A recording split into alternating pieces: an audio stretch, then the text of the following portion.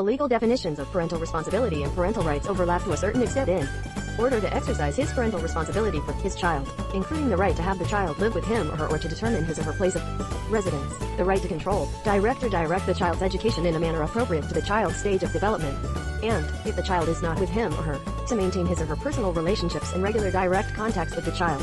Order of prohibited measures. Okay, not so called, but described as a prohibition, measures of any kind, providing for the prohibition of the exercise of parental responsibility or rights over a child or for the administration of the child's property. Order of contact defined as an order regulating contact and direct contact between a child under the age of 18 and a person with whom the child does not live or will not live together. Residence order defined as an order regulating the arrangements with whom or to live alternately or periodically with different persons, with whom and at what time a child under the age of 16 must live.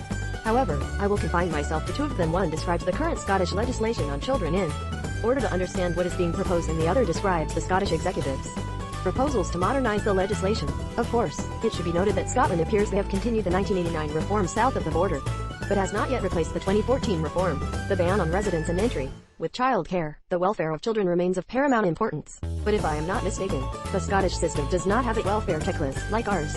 Last week, I saw in the newspapers that the Scottish government has published new laws to amend the Children's Act north of the border. In fact, we tend to avoid this idea because it suggests the parents' rights may be more important than the child's welfare, or at least as important as that of the child. Parents' rights include the ability to decide how and where a child is raised and where to live.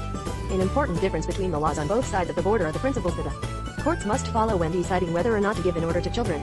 Specific order of costs, an order regulating a specific issue that has or may arise in relation to parental responsibility, etc. The law empowers Scottish courts to take different decisions about children.